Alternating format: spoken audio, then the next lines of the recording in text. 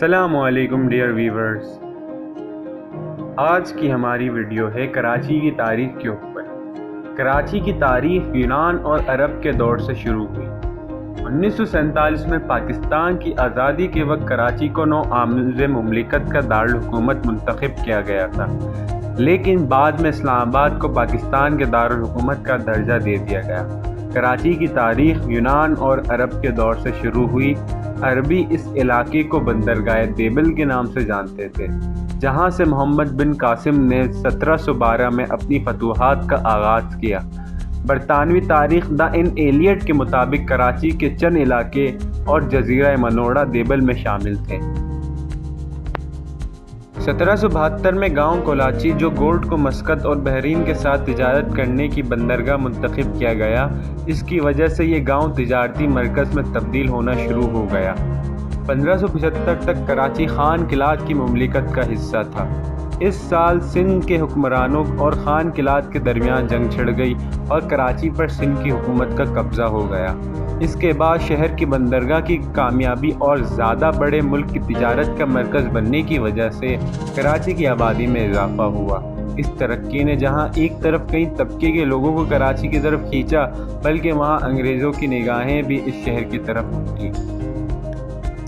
پھر انگریزوں نے 3 فروری 1839 میں کراچی پر حملہ کیا اور اس پر قبضہ کر لیا۔ 3 سال کے بعد شہر کو برطانوی ہندوستان کے ساتھ ملحق کر کے ایک ضلع کی حیثیت دے دی۔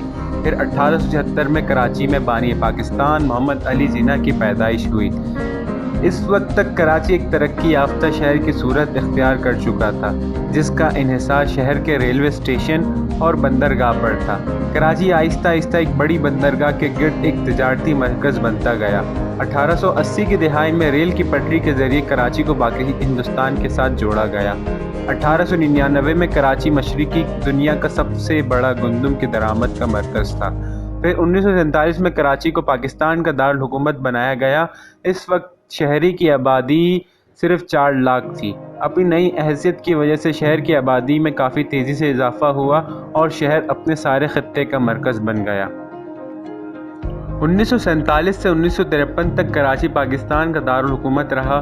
پھر کراچی کی بہت تیزی سے بڑھتی آبادی اور معیشت کی وجہ سے دارالحکومت کو کسی دوسرے شہر میں منتقل کرنے کا سوچا گیا۔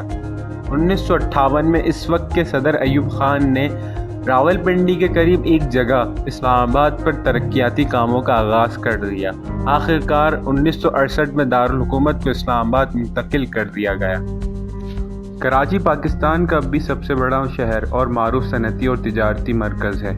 کراچی 1980 اور 1990 کی دہائیوں میں تشدد، سیاسی اور سماجی ہنگامہ آرائیں اور دہشت گردی کا شکار بنا رہا۔ موجودہ دہائی میں کراچی میں امن و امان کی صورت کچھ بہتر ہوئی ہے، لیکن اب بھی بعض دشمن اور شر پسند عناصر کراچی کی ترقی میں روڑے اٹکائے نظر آتے ہیں۔ بہرحال ابھی کراچی میں ترقیاتی کام بہت تیزی سے جاری ہے اور اس کے ساتھ ساتھ کراچی ایک عالمی مرکز کی شکل میں بھی سامنے آ رہا ہے۔